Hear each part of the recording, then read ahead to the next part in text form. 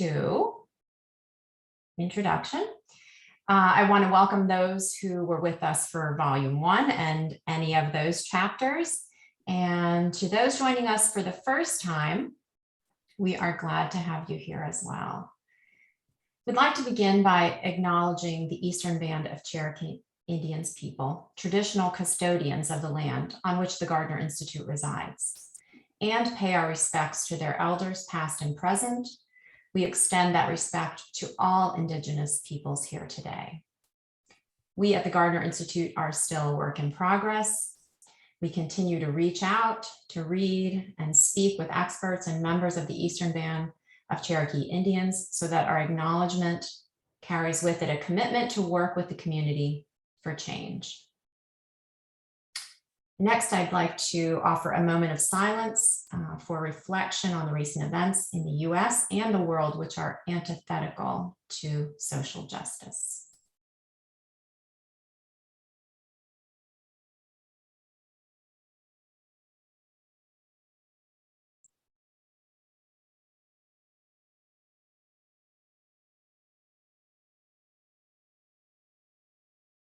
Thank you. So I want to let you know this introduction session is being recorded in case you didn't hear the recording it prior to this. And access to the recordings will be on the series Zoom platform and our website tomorrow. And with that, it's my pleasure to introduce Drew Koch, the Chief Executive Officer of the Gardner Institute, and Katie Locke, the Director of Marketing and Communications, to get us started. Thanks, Sarah, and welcome everyone. We are very excited to be kicking off Volume 2 of the Socially Just Design series. And just to let you know a little bit about what's going to happen today, I have a few questions prepared that I'm going to ask of Drew. Then we're going to share some information and ask you all to take some time to in small groups to react to that information and then do a share out. So, so to get started, so for anyone who this is their first time interacting with the socially just design as a concept, Drew, can you just tell us briefly what socially just design is? Katie, I'd be very happy to do so. As a matter of fact, I'm going to do it right now. Thank you for asking me to do that. And thanks for doing this interview portion of today's introductory chapter. What I will do is actually share one quick slide. I'll probably share a few more than that, but in this given case, I'll just share one. And that is really the definition, or at least an excerpt from the definition on socially just design in post-secondary education. We started working, well, truth be told, the Gardner Institute, now a 23-year-old not-for-profit organization, has within its mission statement the second sentence, and I would argue the most important sentence, which is our big why, is that we do what we do around teaching and learning and student success to advance broader societal goals associated with equity and social justice. And we've been doing a lot of work in various quote unquote systems, gateway courses, curriculum, the first year transfer. But it occurred to us, or began to dawn on us, that really all of it was focused on exposing unjust design and then working with faculty, staff, students, institutions to improve equitable learning and student success. And it just kind of clicked one day that it's why that's a thing we call socially just design, right? And post-secondary ed. Now I can make the case it's socially just design in education broadly, but the Gardner Institute focuses its work primarily on post-secondary ed. So as we started talking about that, my dear colleague said, well, Drew, how do you define that? And I'm like, darn it, you weren't supposed to ask that. So we worked on a few iterations, and it's still in, probably it's about fourth draft mode, right? Because we know we're still working to improve it. But broadly, in the definition you see below, and this was updated in 2021 for the first volume of the Socially Just Design Post-Secondary Education, you'll see an excerpt of that is that we're defining it as the means that post-secondary education institutions, colleges or universities, and particularly those who work and or live and learn within them or around them. I'd expand this not simply to employees and students. I would also say stakeholders, right? Community members, board members, et cetera, how they intentionally work to address oppression and marginalization within the institutions they serve and their broader communities that they serve as well, right?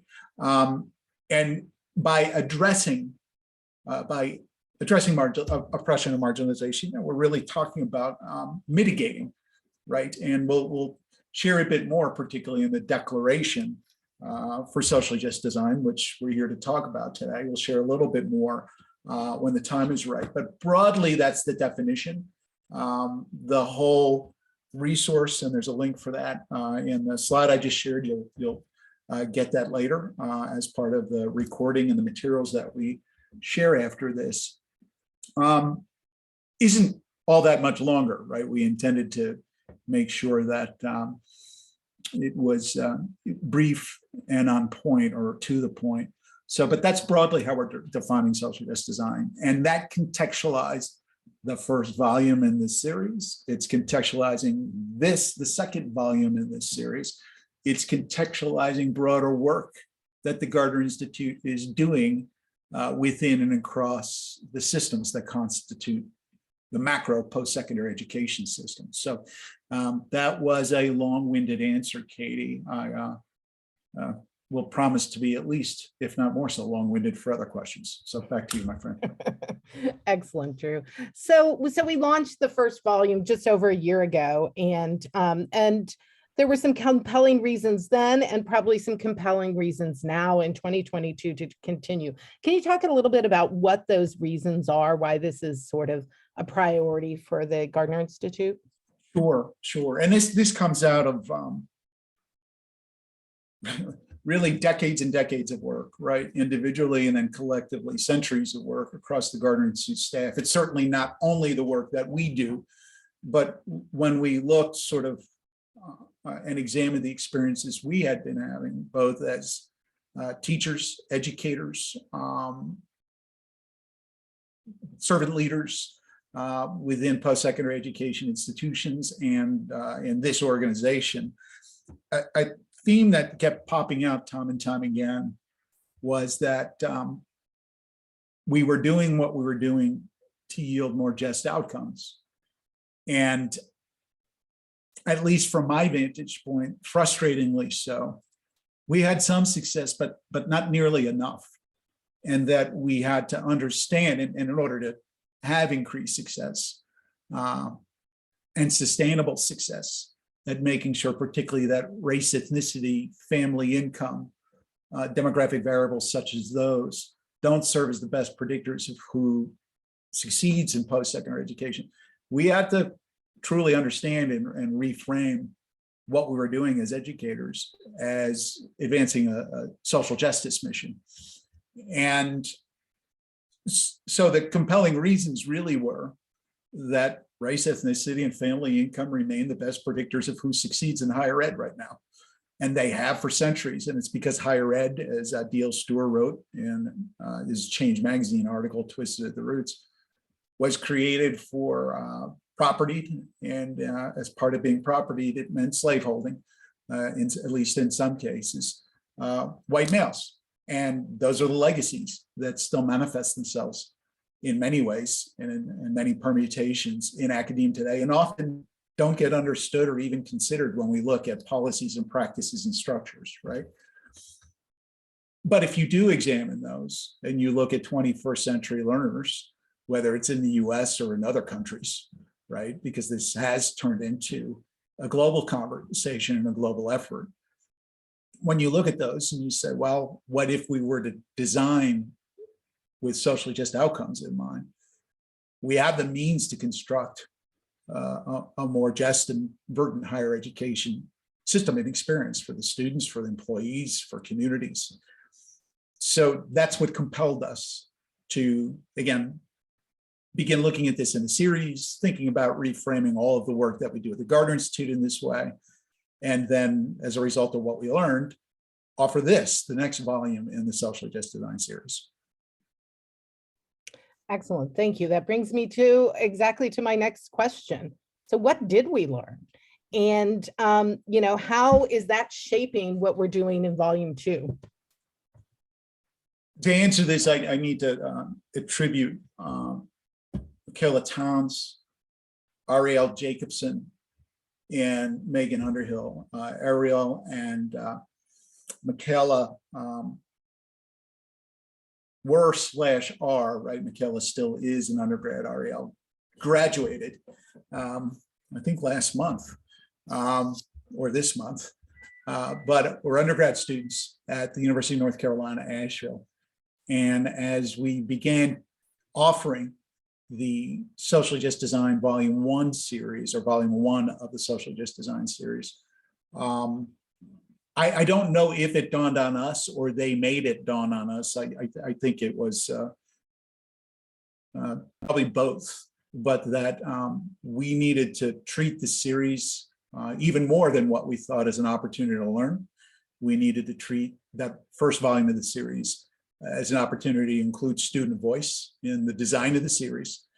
And we combined the two and worked with Megan Underhill, Associate Professor of Sociology at University of North Carolina, Asheville, and her two students, Ariel and Michaela, to do sociological research, right? Collect evidence, mine the evidence, and tell us about the themes that they found, using qualitative ethnographic approaches. And so that's what they did.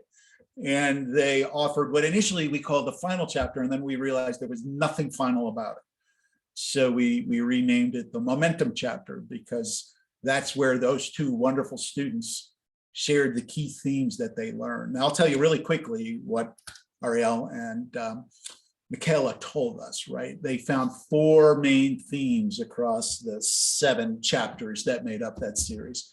The first of those themes had to do with the need for a community and the need for an opportunity to collaborate and network, right? So basically what the nearly 1,000, actually it was a little over 1,000 participants in the previous volume told us is we need more of this, maybe not exactly like this, but this being opportunities to engage with our colleagues from across the nation and the globe to think about how we do this in our own context, right?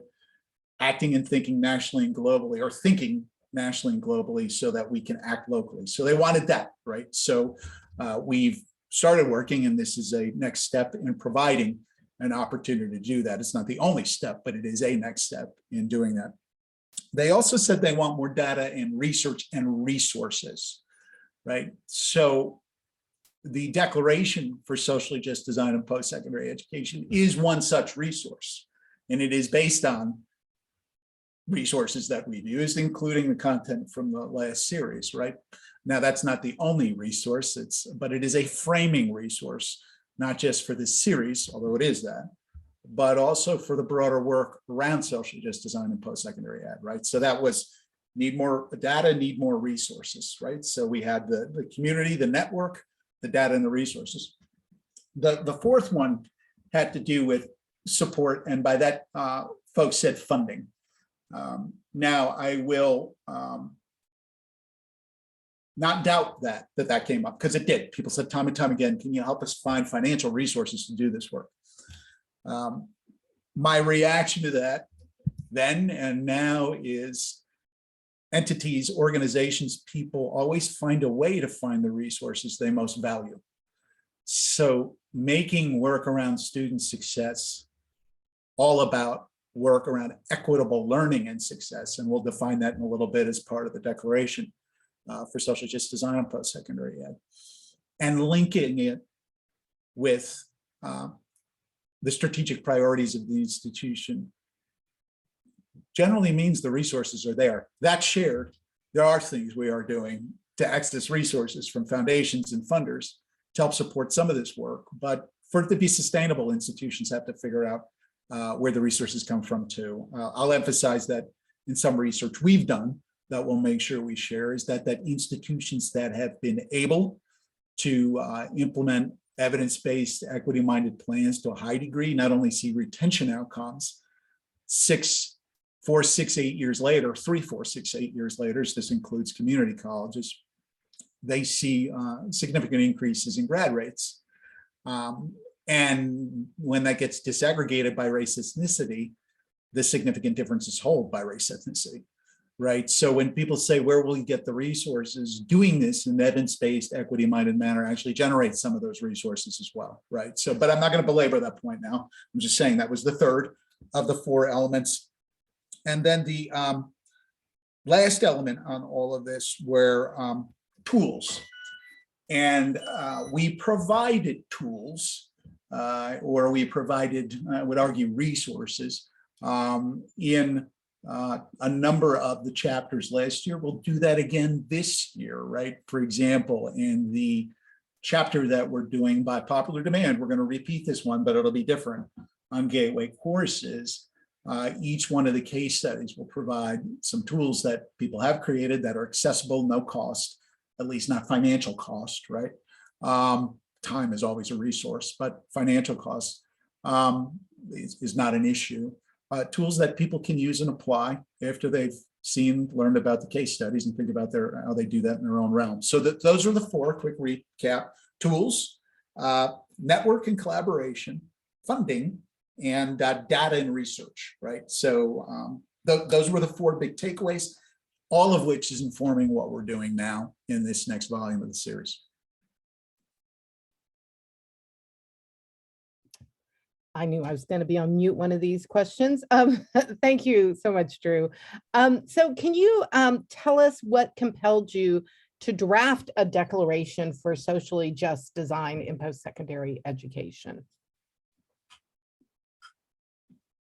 In part, what compelled me was everything we've been learning, whether it's over, my 12 years at the Gardner Institute, my own near 30 years in higher ed, whether it's our co-founders, John Gardner's and Betsy Barefoot's, over 80 years of combined experience in higher ed. And if you take all of the experiences of staff collectively, individually and collectively, I would say we are all frustrated with, we're both pleased by successes that higher education institutions have had and educators have had, but we're also frustrated that they haven't been scaled and sustained in equitable manners over time, right? The good news is that as the demographic in post-secondary education, at least in the United States, has become increasingly diverse as defined by race ethnicity since the Higher Ed Act, the Civil Rights Act, right? That diversity has certainly increased. Retention rates and grad rates have largely remained flat. So now the good news is they didn't dip, but the bad news is they've largely remained flat. And then when you disaggregate the data, you find for persons of color, particularly Black, Latinx, Indigenous students, for persons from low-income backgrounds, rural backgrounds, and then gender in certain majors. There are vast differences and disparities between their outcomes and frequently more affluent or white counterparts, right? So, why are we compelled to do this? Well, it gets back to what I shared earlier, because right now, sadly, race, ethnicity, and family income are the best predictors of who succeeds.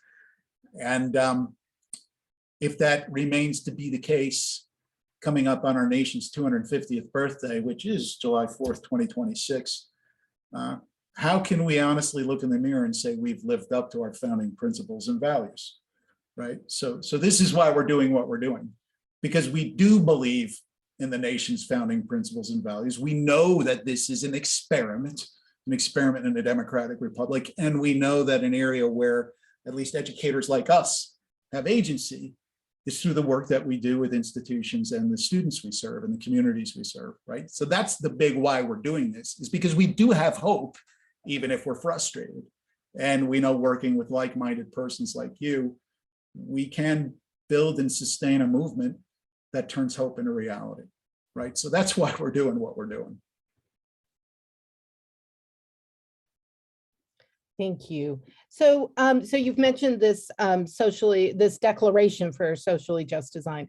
What would you say are the key principles for it or about it? And can you share a little bit with us? Sure. Katie, I am so pleased that you asked that question. I'm so pleased that I even prepared some slides that I want to share. So it was such a surprise. Yes, it really was to answer that. And I want to start with this, the title slide.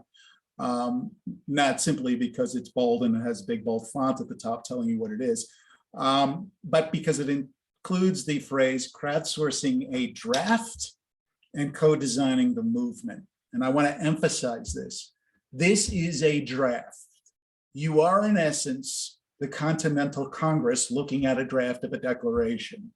Now, I don't want to use too many Jeffersonian references because Jefferson's a complex dude and not always in the best of ways.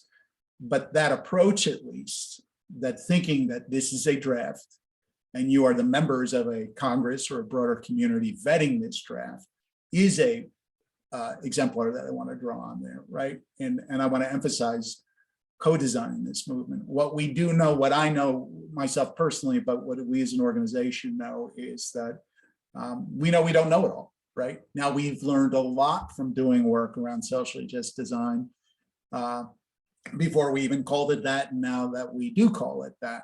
But we know there are, as William James has written, forms of blindness in human beings, and that collectively we can work together to identify blind spots and address them as we move forward.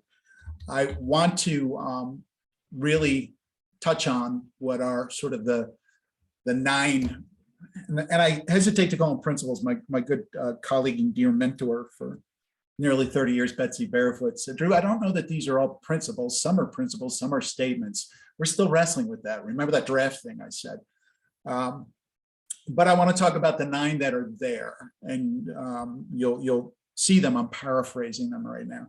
I think of this, I mentioned the U.S. Declaration of Independence. I also want to talk about the UN's Universal Declaration of Human Rights, right, which was finished and approved by 30 plus nations in 1948. That has 30 articles.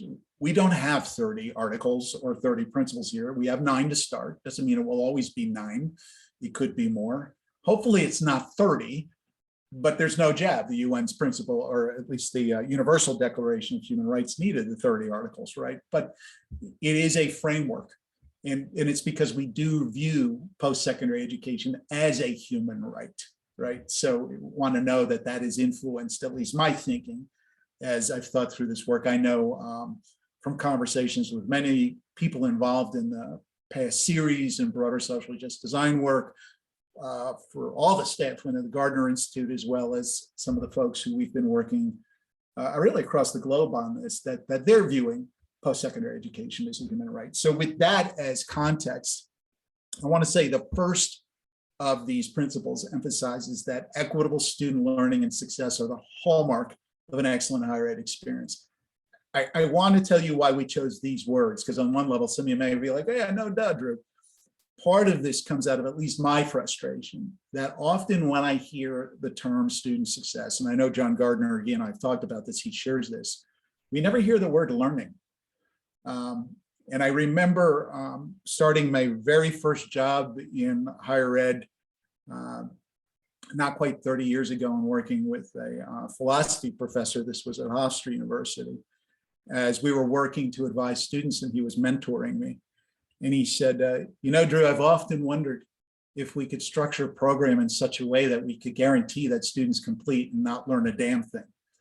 And so I'm bringing that up to say, if we do not emphasize equitable learning along with success, that it's really a vapid statement, just student success in and of itself, right? And to be excellent, we have to make sure learning is equitable along with student success. Now, with that, we also want to focus on the second principle, with that, which I'm paraphrasing here. You'll see it spelled out a little more in a little more detail in the document soon. But equitable student learning success must be centered on courses, curricula, and the person who teach within those courses and curricula. Right now, I'm emphasizing that in part because of, at least, again, my frustration, I think shared by some as well in the Gardner Institute, that often when we hear about student success, or when we even see quote unquote student success programs, they're often on the periphery. And that's necessary, that's vital, right? Things do, a lot of learning happens within residence halls, quote unquote, outside the classroom. But at totally online institutions, at predominantly entirely commuter institutions, and even in some of the traditional more, face-to-face, now that to some degree we're going back to that with where we are in the pandemic, institutions, the courses, the curriculum, and the personnel absolutely positively do matter. And we often don't want to go there. Right? We use statements like, well, that's the purview of the faculty, as if the faculty are some enigmatic thing that we do not interact with. And I also want to emphasize personnel who teach, the instructorate, because in many instances, right, you've seen some figures as high as 70%. A lot of the people who teach aren't even quote unquote faculty, at least not in a tenured or tenure track sense. So as we think about what's going on around equitable learning and success, we have to focus on the academic experience and the people who are involved in the delivery thereof, right? That brings us to the third principle in all this, and that is equitable student learning and success must include experiences that yield equity and employability, future educational opportunities, and civic engagement. It is not enough to boast about our diverse entry cohort and then talk about who graduates and never speak of the diversity in the graduation pool, let alone whether the students we touted in the business program, the STEM programs, are finishing in the programs where we touted their beginning. And I say this because the studies we've seen time and time again point out that low-income students, students from minoritized or marginalized backgrounds in the US, largely Black, Latinx, Indigenous, and other nations, other demographic groups, may very well start in post-secondary education, but they are less likely to finish, and they're even less likely to finish in the programs in which they started. And that there are disparate and inequitable outcomes associated with what happens after that, from an employability, a livable wage standpoint, future education opportunities, and even engagement in society, right? So we cannot just tout success and completion. We have to understand it as the opportunities that get yielded as a result of that. And if we talk about, well, students started with us and finished with us, and don't look at those things and don't understand those things, don't look at them in disaggregated manners, we're blind to the degree to which that we may be perpetuating inequity as we brag about what we do. I'm not here to chide us for saying that or doing that. I'm just saying this pops out time and time again, the evidence when you dig in, right? Which brings us to the fourth of the principles. Again, equitable student learning and success include the adoption and adaptation of evidence-based, high-impact practices, program policies, and tools. Now, some of you will rightly say, high-impact practices, we do all 11 of them that Nessie talks about. That's awesome. I applaud you, right? Not everybody does, but it's not just those 11, right? And they have to be evidence-based, they have to be adopted, and they also need to be adapted to your context. Maybe not all 11 make sense in your institutional environment, but the degree to which students have equitable access to them and experience equitable learning and success as a result of them has to be understood so that you can scale where appropriate, scale back where necessary, and double down in some instances where it makes sense. Which brings us to the fifth of the 9, right? Which is, I talked about the necessity of programs and practices and policies and tools, and now I'm going to tell you, including software tools, that they're insufficient in and of themselves. Yesterday evening, I had one interaction with a person from an institution who was telling me that they really understood that they needed something broader, something more holistic, but they do think if they implemented this one program, everything would change. This morning, I had an email from a different person at a different institution, in essence, telling me the same thing.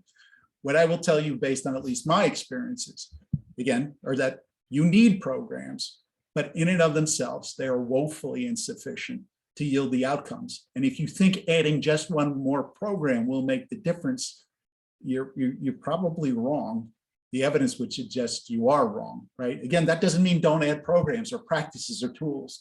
That means you have to understand them as part of a holistic, comprehensive approach, right? Which brings us to the sixth of these principles with, yes, you need programs, policies, practices, and tools, but you need a comprehensive, equity and learning focused, evidence-based strategic plan for student success. And with a nod to Aristotle, it's one that intentionally makes a more equitable, intentional whole that's greater than the sum of all the disparate pieces, right? If you tell me we're going to add another program or two, but you don't have the bandwidth to figure out how everything else you're doing is working, not working, can be harmonized, then I think you're actually spinning your wheels and wasting your time, energy, effort, and resources, right? At least the evidence tells me that that's probably the case. That brings us to the seventh piece, is that if you're going to have a comprehensive equity and learning focused plan, you also have to focus on the capacity of leadership. And that's leadership in all areas, right? That's leadership in the classroom. That's leadership outside the classroom. That's academic department heads, deans, staff, provosts, presidents, and board members, right? A lot of times, institutions, particularly senior level leaders, cabinet level leaders, do not want to get the board involved in this work. You will not move the needle nearly as effectively without making sure that boards and leadership team and leadership of all types are on the same page. And to do that, you need to build capacity. Now, in addition to building that capacity amongst leaders, that capacity development also has to understand that in order to yield the organizational and cultural change, capacity and will span leaders, and leadership spans tenure. If the average time on task for a provost is not quite 4 years, and for a president is not quite 6 years, and you're hoping to improve 4, 5, 6, 7, 8-year grad rates, then it's obvious they're going to change if they change between several academic leaders, right? You plan for these things. That's what socially just design takes into account, right? Planning beyond a given person.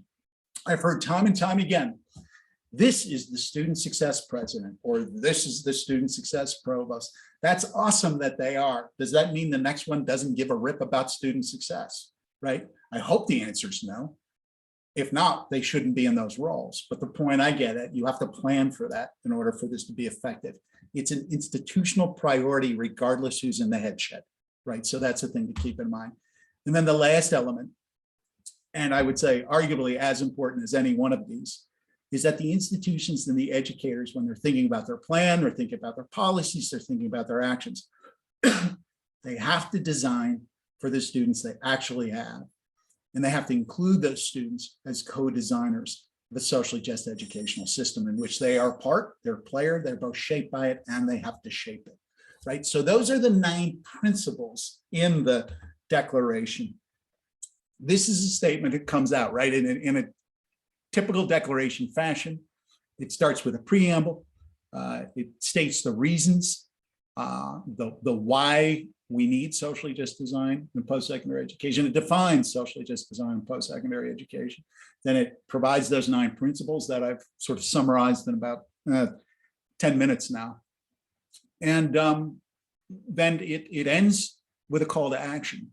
And as part of that call to action, there's this statement that says, education without justice is an empty promise, a means for maintaining an inequitable status quo. Status quo, by the way, that reproduces privilege and wealth, meaning it also reproduces poverty and lack of privilege if left unaddressed. And as such, it's a threat to democracy of itself. Now, I'm not here to, tout the virtues of democracy, right? Although I think as Winston Churchill was credited with saying, I don't know if he actually did, everybody credits things to Churchill and you find out, you can't really figure out who said it, but credit is saying that democracy is the worst form of governance until compared to all others, right? And democracy is messy, but at least in democracy, there's an opportunity for voices, even when flawed, to permeate the chaos, the conversation, to shape, to be represented, to have voice in the life of a republic, in this case, in the United States, a democratic republic, and, you know, across the globe, whether it's Norway, Uruguay, you know, Australia, South Korea, Mauritius, right? I mean, or basically I'm addressing a number of continents there, right? It's not just a US thing, but there are forms of democracy that work. And for them to work, and for them to work exceptionally well and be just, you have to include socially just design and educational experiences, in this case, post-secondary education. So I'll stop there for now. I probably answered, well, Katie, I think I answered your question. I also know I probably created a whole bunch of others, but you may have a few more questions, and then we have some activities for our participants, right? Because we need their voice in this movement. Absolutely. And you did answer my questions and a few more. Thank you. I always appreciate that. And so you really got our interest on what is in this Declaration for Socially Just Design. And my last question was going to be, when are we going to get to see it? But I queued it up and shared it early. Well, I'm glad you did, right? Like, so the answer is right now, Katie. Yes. Yes. It's in the chat for everyone to see, and I'll share it again just to make sure everybody got it. But so what's next? Another wonderful question, Katie. Since we believe in the, you know, drawing on a Deweyan notion, and I'm a big fan of Dewey's democracy and education, right? Drawing on the Deweyan notion that experience is the best teacher. We know, number one, you've had experiences, you're bringing them into this conversation. Number two, we're about to give you an experience, and not the Jimi Hendrix experience, although that would be cool, but rather an experience with the Declaration for Socially Just Design in Post-Secondary Education. You have a copy of it. We're gonna put you into smaller groups. We're gonna allow you to look at the Declaration itself. And then, as I said, we're crowdsourcing, we're co-designing. We want you to react to this, being the Congress that you are. We have some prompts, and my colleague Ethan will tell you how all of this is going to work. So Mr. Campbell, if you give directions and allow the activities to proceed, tell them what they're doing, tell them how long they're doing. And by the way, when that's done, we're going to bring you back for some discussion. But Ethan, take it away for now, please. Yeah, no problem, Dr. Koch. I think you got half of it there. Going into breakout rooms, they were targeting about 5 or 6 people per room. Per room there, and gonna have about 30 minutes. If you all request extra time, certainly happy to give it, but targeting about 30 minutes to keep things on track today. My colleague Katie Locke has posted the document in PDF form in the chat, and Katie, I think we have a couple people coming in. If you could just go ahead and post that a few more times there, just so people just joining can get that. You just download that PDF to your machine. Open it up, it's a 2-page document. So that's the actual declaration. And then we have a Google form there for you to record your thoughts. And we do ask that you designate a recorder for your group, just so there's someone responsible for jotting down notes. And then we're going to ask to synthesize and report out the general spirit of those notes and comments afterward. So we're not necessarily going to have group numbers, but if when we come back, the reporters could just kind of popcorn your responses, that would be very, very helpful. All right, so unless there's any questions on that, or unless anyone's struggling with the documentation, we're going to go ahead and go into groups. And it was fruitful. We looking forward to your feedback. I'm Ed Willis, and I serve as a resident fellow with the Gardner Institute, and it's my task to facilitate the sharing out. Hopefully we've had an opportunity to select a spokesperson and someone to record. And so I think we were in, looks like I think 6 groups. If you all would just raise a hand, I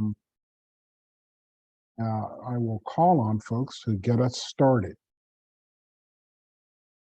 Colleagues, who's willing to jump in? The water is great. Looks like Kelly on to start us off. Kelly? Good afternoon. I think we were group 2, but I don't know that for sure. So it was me and Alan and Jill and Angela, and we had a really good conversation. I would say that overall we agree with the principles, that there are some really good foundational ideas. We did have just some few questions for clarification.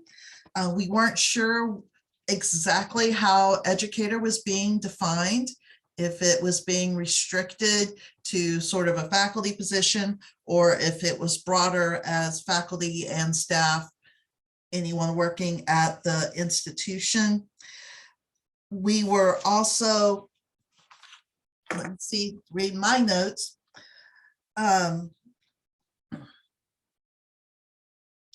We were sort of wondering about who the intended audience of the declaration is, in terms of the audience for reading the declaration, as well as who the audience is for potential signers. So we noticed that, resources and processes are, of course, important in addition to people. It's hard, with the focus on the people, you still have to have resources and processes to support the work. We suggested that one way to help us have an easier time understanding the declaration was to go for a one concept per principle approach. We felt there were a couple of principles that seemed to have 2 or more concepts, and we thought if it could be one concept per principle, and maybe then group principles within a larger topic, that might make it a little bit easier in the reading and the drawing the desired meaning and intent, and just really looking for consistencies. We like the fact very much that in principle number 3, talking about equity post-graduation in terms of civic engagement and employability. We also like very much the principle in number 8, that the importance that the work will have to span multiple tenures, that there needs to be a focus on sustainability over time of the work, and that it can't be restricted to just the current occupant of an office. And I will just end up by saying that we were, very positive, and that we just had some suggested tweaks. And I would like to invite Angela, Alan, or Jill to speak up real quick if I missed anything important.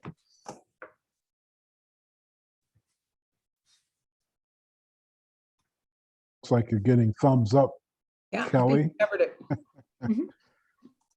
Great job. Really appreciate that. Dean Willis, do you mind if I answer a few of Kelly's questions, or at least? I was going to turn to you to see if you wouldn't All right, mind yeah. Thanks, tackling Ed. a couple of those. I appreciate that. So Kelly in group 2, thank you for your thoughtful work. I will respond to, we're defining, or at least when I wrote it, I defined educator as broadly as possible. And in the Gardner Institute's work, we define educator as broadly as possible. And I think we probably, at the risk of adding more words to the document, should clarify that or spell that out. Who do we mean? What do we mean by educator, right? That is an advisor, a faculty member, a staff member, a peer educator. I would even argue that administrators who may not be in the classroom or be in a staff office, but are supporting that endeavor, are in fact educators, right? And that could be registrar staff, bursar staff, what have you, right? So broadly, I think we have to define it, those who are there to support the academic experience and academic mission, and deliver the academic experience and academic mission at the institution. So that we'll need to define that, it sounds, or at least clarify what we mean by that. I'll also say from an audience standpoint, it's probably twofold, right? They are the educators, right, who will be invited to sign the declaration, right? But I would also say a broader community or public who would read it and say, oh, this is what they stand for, and this is what they are doing, and this is what they are saying they have common values in declaring what they're undertaking. So I think it's at least twofold, both the persons who have agency and can focus on what they control through their efforts within an institution, and the broader communities that are served by those institutions. So and then I'll make one more comment, and then I'll stop there to see any reactions, or if I created more questions that I answered, right? I love the idea,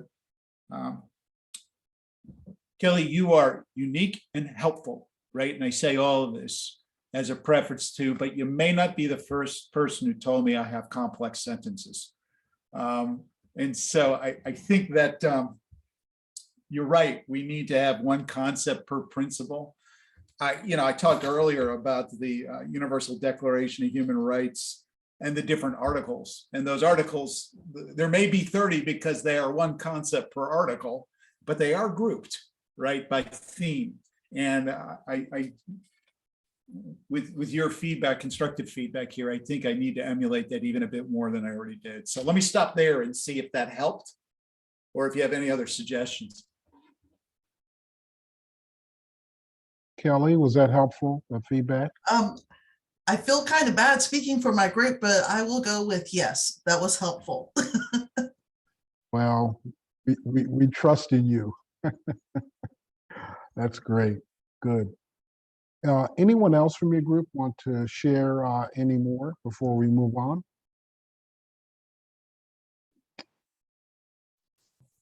Angela? Yes, I'll just add that one of the things we talked about in terms of who's being asked to sign on to this, people can commit to it, but unless they're in a position where they can commit on behalf of the institution, those are two different things. And so people can commit to the principles in terms of the philosophies, and does it align with their values and the day-to-day work that they want to do, or is the institution making a commitment? And I was using the example of Campus Compact. When it was first founded, it was intentionally designed to have the president or the CEO of the institution be the signer. So I don't know what the right model is for this, but that's just something to consider. Angela, that's good feedback. And we may be looking for two forms of signers, right? An institutional level, but I would say never underestimate, I don't think you are, but an individual's ability to control what they control, right? In their classroom or in their office or through a policy, right? So there's both sort of the more micro or meso, and then there's the maybe more macro at the institutional level. So that's good feedback, good suggestion. Thank you. Great, thanks, Angela. Appreciate that. Kelly, I trust that you all had an opportunity to jot down your thoughts. Can share that with us. Yes, just submitted. Great, fantastic, perfect. Thanks so much, Group 2. How about Allison? See, Allison Cleveland Roberts. Yes. Allison, want to share with us? And not sure what group with. I think we were the first group number 1. And our group members included Steed, Kirsten, Hans, Dan, and me. We had kind of our meandering conversation.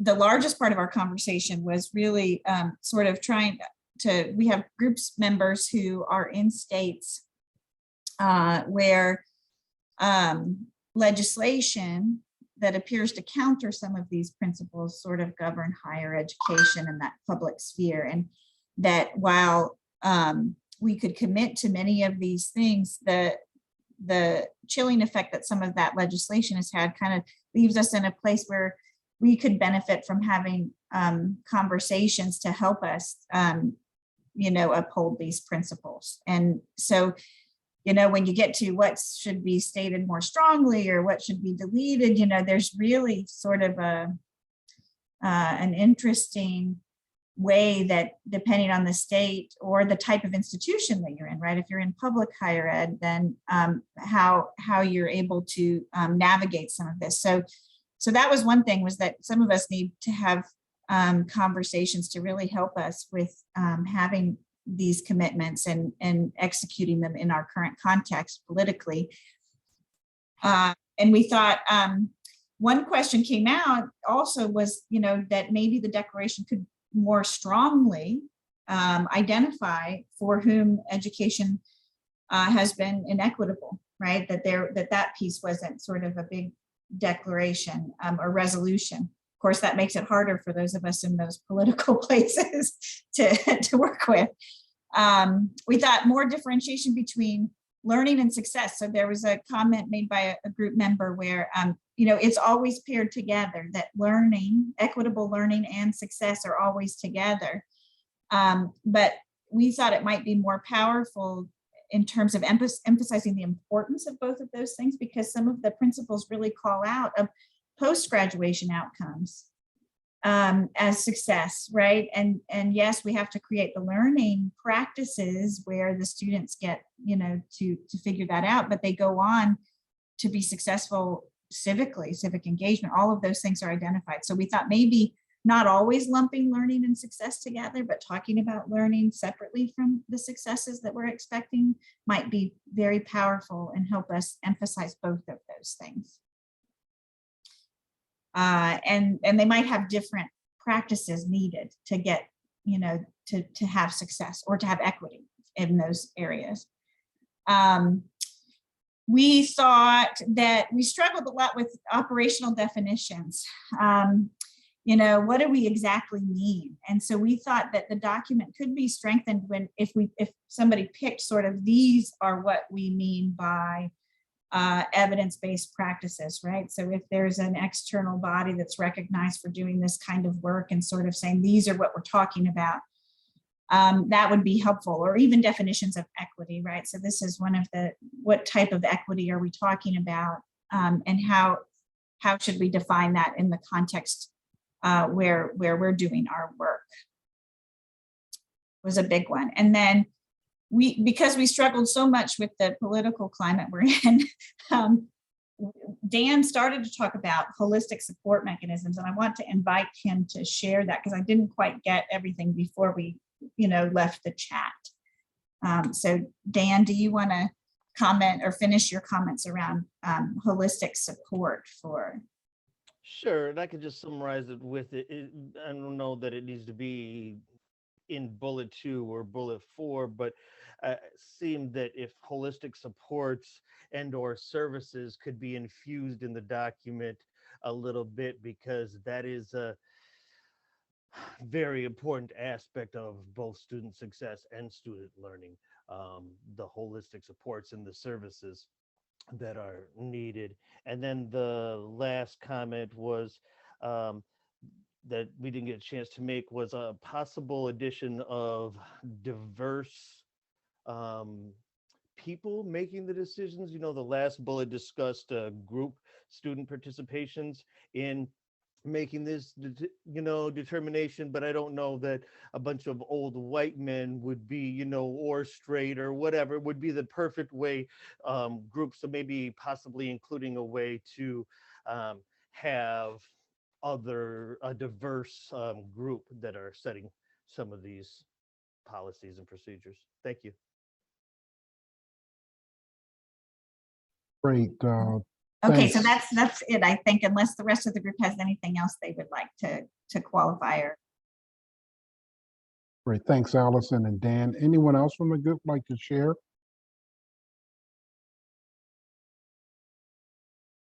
Add a few quick acknowledgements, if I may. Right? Sure. I'll say that Allison and Dan and Group 1, thank you. We have been wrestling with how we support educators in divisive concept states. And we've been involved in the we here is the whole Gardner Institute, but in particular with leadership from Dr. Stephanie Foote, Rob Rodio, Ethan Campbell, a number of others from the Gardner Institute. We've been engaged with the American Historical Association in the event that my references to various declarations through history didn't give it away. I am an American Studies historian, right? So at the end of the day, I am what I am. And so we have a good collaborative work relation with the American Historical Association, New American History, the National Council for the Social Studies. All of those organizations in the Gardner Institute just wrapped up 3 series of listening to history educators from divisive concept states. We may need to do something comparable to listening to educators on a declaration for socially just design in divisive concept states. I think that's an excellent additive. Now, the reason why I didn't in the draft specify specific populations or groups that have been historically minoritized and presently minoritized and marginalized in the United States is because this is a universal document. And when I start talking about minoritization and marginalization, if it's in the US, I would emphasize Black, Latinx, Indigenous. I'd emphasize wealth. If it's in Ireland, I would probably take a different approach based more on religion. And if we're talking India, I write about caste. And so it became problematic, at least to me, in order to make this a universal document. I remember the writings of Du Bois, particularly on the color line, or in the latter 19th and early 20th century. He really emphasized, as well he should, his research supported it, the black-white color line in the United States. And then as he lived abroad and traveled abroad, and particularly was in the Warsaw Ghetto, he realized that there was also a color line based on an artificial construct of race between Jews who were classified as an inferior race and the Germans and other oppressors in Europe at that point in time, right? So the color line spanned more than just color, right? And I bring that up because this is a universal piece. So I'm wrestling with that, and I'll tell you why it was omitted. It was to attempt to have a more universal, and maybe that's what we need to talk about, is a universal or global declaration, not unlike the UN's Universal Declaration of Human Rights. So, but thank you. It's something we've discussed internally at the Gardner Institute. At least some of us have, and more of us will. So most appreciated. I think even a footnote, Drew, that even a footnote that just clearly states that was your effort. I mean, it's very clear to me now that the universality of it's a problem, right? We're all thinking about it from our local experience, but I think you've just thought more deeply about it than we had the chance to. Well, in fairness, I was still working on the declaration this morning, and I've been working on it for a while, right? So, and you got it as you went into the groups. So thank you for saying you've thought deeply on it, but I didn't really give you a ton of time to think deeply on it now, did I? Right. So I'm grateful for what you did and how deeply you were able to think on it and the time you were given. So thanks, Allison. Great. Thanks to Allison, Dan, thanks. Drew, thanks for your feedback. Really thoughtful concepts you all have. So this has been good. So Patricia, want to report out for your group? Sure, and I have no idea what number group we were, so however relevant that is. And I will also say, as a writing teacher, that a draft is only done under 2 conditions. 1, you get sick of it. 2, you hit a deadline. Clearly, you had the latter happen in this case. Our group talked about a number of things, and this is going to touch on some of the things that Kelly and Allison also talked about. I was working with Jose, David, Brittany, and John, who had to leave. And at least I'm hoping it's John, because I didn't remember to write it down beforehand. But we started with the question of the use of this document. Who are the signatories that would be? In other words, is this going to be an institutional sign on, or is this going to be individuals? Both and. I could sign on, but I am chair or director, we're still working that out, of general education at my institution. You know, how much authority do I have to represent my institution in this case? And so that question also ultimately, though, at the end of our discussion, led us to the question of the order of the principles, because we were struggling to make sense of what order each of those pieces are. Do we, and there was a desire to move it, either go from very general, very specific, or very general down to very specific with the students, or reverse that, start with the students and then move to more general. But it's not clear. And so some of them clearly belong in tandem, but not all of them belong. There's no clear organization that we could follow there. And so structuring that. We also talked for a bit about principle 3 and the idea of yielding equity and employability, and listing that first. And I will be the first one to say this was largely my thing. Equity and employability needs to be there, but does it need to be first? When you make a list, the things that appear first and last are the things you value most. And putting employability sends a particular kind of message that is not about systemic change. Are we interested in graduating students who can actively create, participate, engage in systemic change, or are we graduating students who can get a good job? And while the get a good job is important, do not want to deny that in the slightest, do we want that to be first?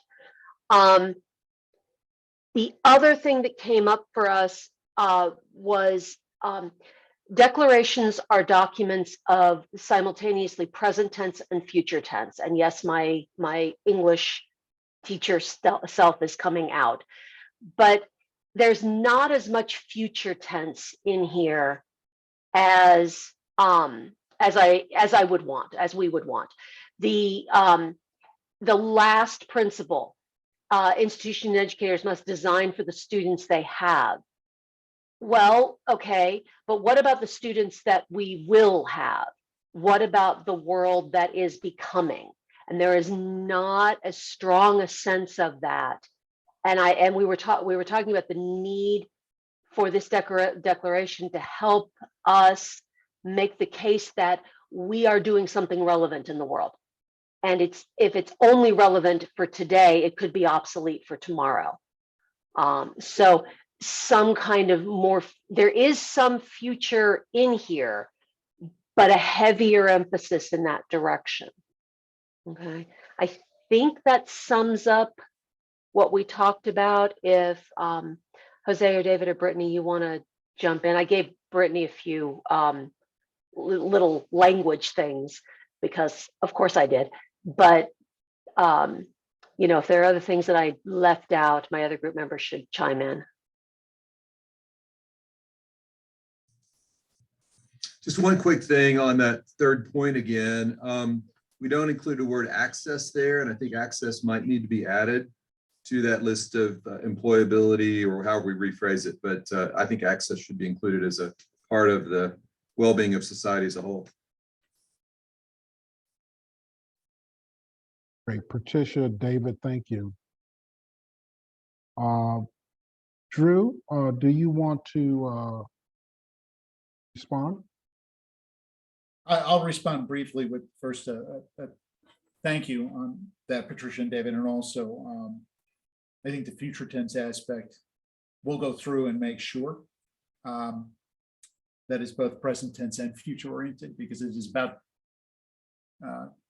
designing for a better future, right? And I am a pragmatist and true philosophical in all its philosophical meanings, which means you're drawing on the past and the present to shape the future, right? So it could be better reflected in the document, or at least even asserted and stated as such. I think the other element, the order and the grouping of the principles, it resonates with what we heard earlier, right? And you acknowledge that, which is a cleaner or clearer set of groupings to kind of make clear why these are in the order they are, or if they need to be reordered. So thanks for both of those. Brandon, I see your hand up, but I may have missed a question in the chat. Kirsten had a question in the chat. Drew, maybe respond. What is the value of a declaration to be more contextual versus universal? I'll back.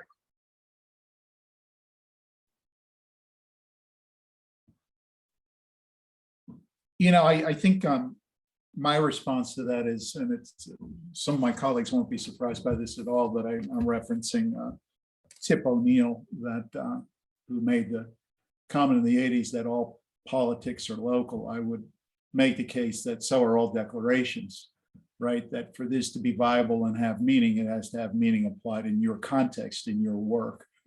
So as we think about this movement, I think it would be interesting, helpful, many things, right? To figure out how does this both shape and get shaped by work in your local context, right? So to me, it's not a either or, it's a yes and. And I think further understanding as this gets refined, how it's being utilized to shape work, and then again, how it needs to be revised based on the work and the lived experience of educators in their own institutions. So. True.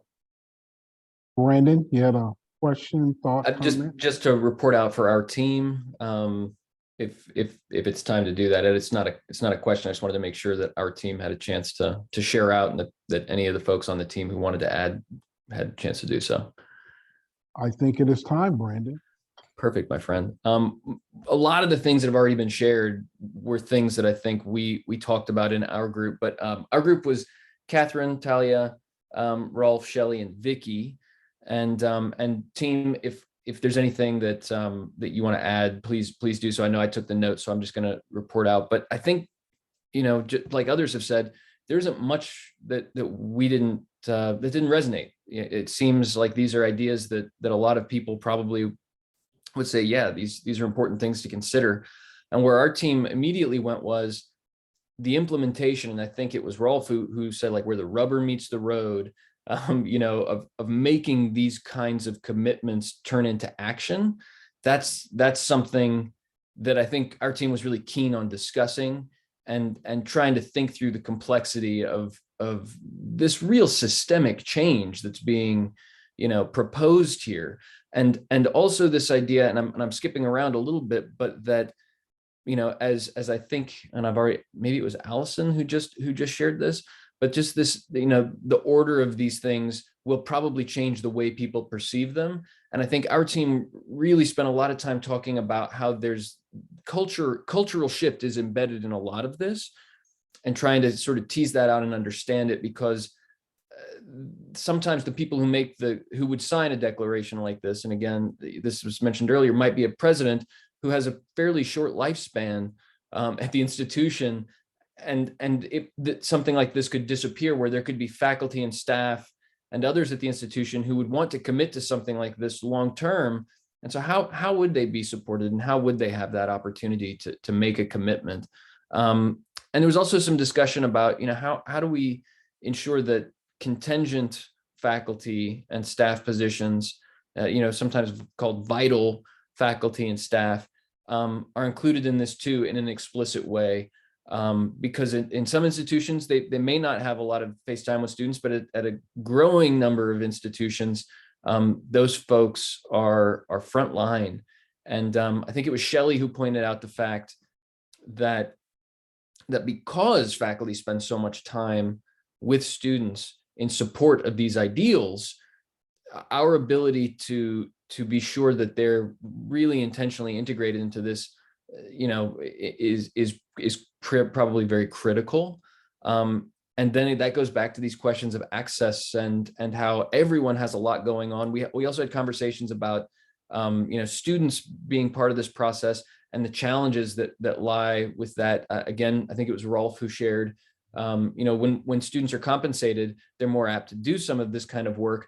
But then Shelley countered, that's true, but when they can make 16 bucks an hour at the local McDonald's, the institution can't necessarily keep up, or the student says, I wouldn't even have thought to volunteer as a tutor in the learning lab because I can make twice as much across the street. So we're getting into the weeds a little bit, but I think those were some of the big ideas that came out of this, that overall as ideals, as a guiding document, this makes a lot of sense. And then we got really interested in digging into how that plays out in different contexts. And team, please feel free to unmute and share anything that I may have missed as I was running through the notes. As they do that, Dr. Smith, I want to thank you for setting up Katie Locke in a little bit to tell you about how socially just design is being applied in various contexts or systems, right? If we have the post-secondary macro system, then at the meso or micro system like courses or the curriculum or in policy or in graduate education, right? And those are some of the chapters we'll explore during this series. So I just want you to know, we too, collectively will go there and respectively will go there. And what excites me about this declaration, as I mentioned, pardon the redundancy, is that it is being framed by the conversation as it frames the conversation, right? So it's a bit of a living, breathing thing. So anyway, thank you. I don't want to belabor this too much. We may have a person or two want to share yet, and I know Katie wants to share a few last thoughts. Absolutely. I know there were a couple of other groups. Did any of those groups want to share? Is that Cynthia? Hi, good day. Yes, this is Cynthia Merritt. Our group, which was just me and Ann, it's only 2 people, but we echo a lot of the sentiments that were already shared. And unfortunately, I was typing, but I pressed submit before, so I'm really going off recall. So we did talk about the we and who that we is, as far as sharing the declaration with who is the we.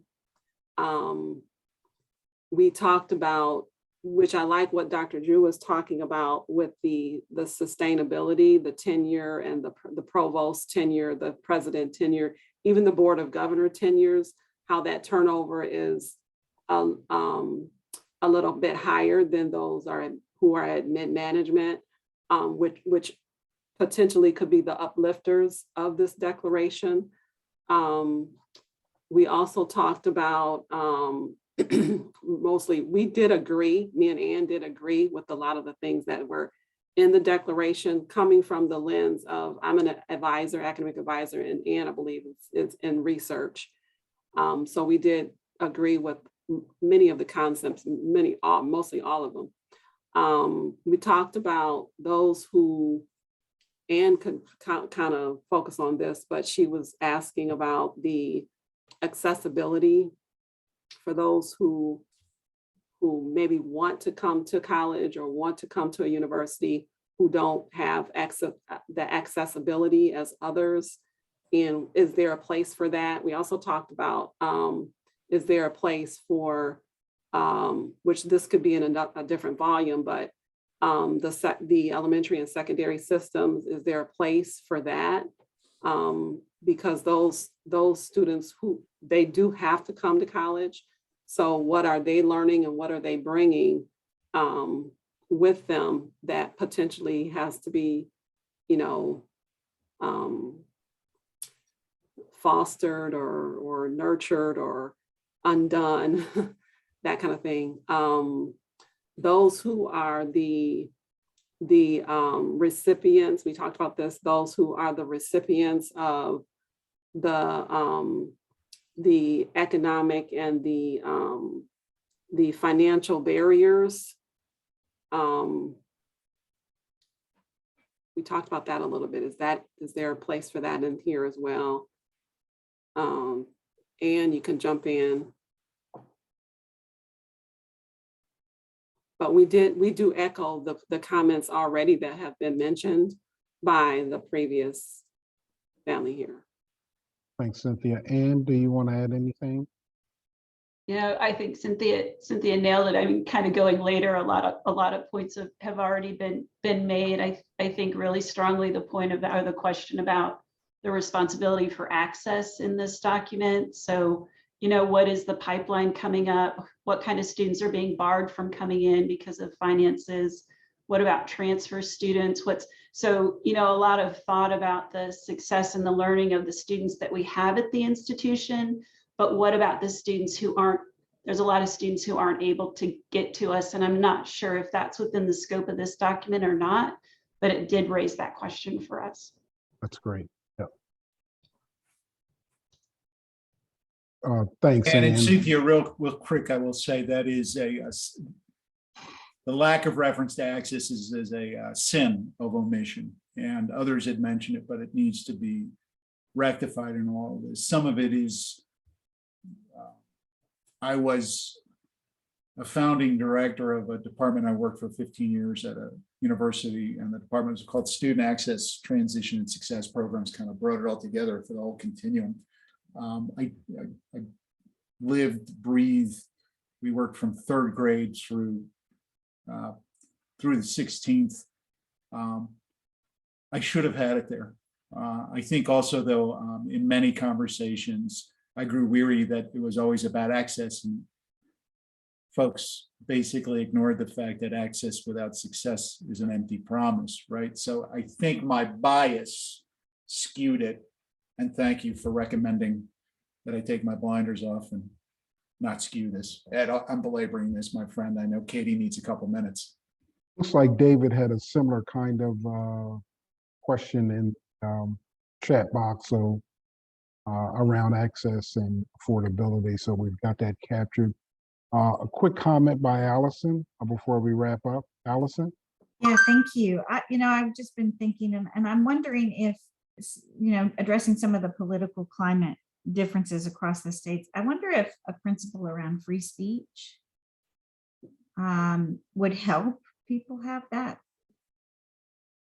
conversation, just exactly what civil discourse is not, or maybe, or what it, what it is, something like that in the document might help with some of that. Yeah, thank you.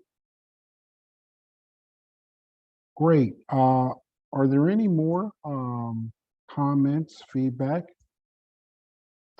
I trust that all of the groups, again, did capture your thoughts and you submit that to us for our use. So we appreciate that. This is what happened here, this part of this session, really captured what intended for it to be, right? To get this feedback, the dialogue flowing. So thank you. Really happy about that, pleased by that. So thanks so much. Drew, are there any final comments you'd like to make? If not, or if you go ahead and then turn it over to Katie to close us out. Thank you, colleagues. Yeah, in 20 seconds or less, Ed, thank you for facilitating this. And colleagues, thank you for the rich feedback. This is exactly what we had hoped for. And we really hope you'll be engaged and involved in this series going forward. And to tell you what that will look like, be like, feel like, Katie Locke is going to take over from here. Katie. Thanks, Drew, and thanks, Ed, for leading us in a really stimulating conversation, and thanks to everyone who contributed. So I'm just going to close this out and give a little bit of a heads up about what's coming up in the series. So the series is going to be approximately 8 chapters. The first chapter will start on June 8th. And then proceed throughout the summer and fall. So we're going to start off this year as we did last year, talking about gateway courses, because they're so fundamental to that experience of, early university students. We feel that it's a vital area to look at. Though we started with the same chapter last year and we're having the same plenary, we are lucky to have Dr. Drew Koch, who is the expert in gateway course redesign. And so he will be speaking different topics than last year, but more on the gateway course experience. And we will have 4 case studies from 4 different institutions about gateway courses and redesign and how that impacts and addresses some of the unjust design. Also in June, we'll be having on June 28th, the chapter on transfer. And anyone who was here last year knows that that, again, is something that's near and dear to the Gardner Institute's heart. And really, we feel it's a moral imperative that we address it. And there's some, real underlying issues of unjust design there. In July, we're going to be talking about academic advising. In August, we'll be talking about a new chapter for this year about transparency, or the systems in higher ed that aren't transparent, that really can make it difficult for students to access higher ed. And so those are things like curriculum, financial aid, admissions. So we'll have a really, I think, exciting chapter about that. We're also going to be talking about the ed tech in August. And yes, Kelly, I saw your question. We will provide a list of these for you. They are listed on our website. As we are confirming them, we'll be adding more as we go along. We will be talking about in October about equity in the graduate education system and on equity in policy. And then in November, we will be doing a concluding chapter similar to what we did last year with the students from UNCA, and looking at how do we take this declaration and this idea of socially just design from a collection of educators discussing it to a more broad movement. So I see a message from Allison that she couldn't figure out how to register. I had a little Slack conversation with Kelly, who also had some trouble registering. We are using a new Zoom platform. So clearly there's a box I have not properly ticked. So I'll troubleshoot that tonight, and we'll get the correct link out to you tomorrow. So I apologize for those of you who are having issues signing up. And so that you know, the series this year is going to, we're going to charge $95 per person. We tried to make the fee as accessible as possible to as many people as possible, while allowing us to keep the lights on at the Institute. So, so the registration form is there. If you have a group from an institution that you want to register, you can do it through the Zoom platform, or you can send us and we can invoice and register them in a group, whatever is best suits you. So, so that's sort of my 10-second version of what's next. I can say that we have, if you want to see what the series is like, we have a great recording of the Momentum chapter from last year that is on our webpage. And one of the other things we're doing this year, anyone who registers this year will have access to all of the plenaries, all of the case studies from last year. So those will, once you register, those will be available to you on that Zoom platform. So we appreciate everyone being here today. If you have any questions, if after we send things out tomorrow, you're still struggling to register, please reach out to info@jngi.org or to me directly at locke@jngi.org. So thank you, everyone. We appreciate you sticking around, and all of your input has been invaluable.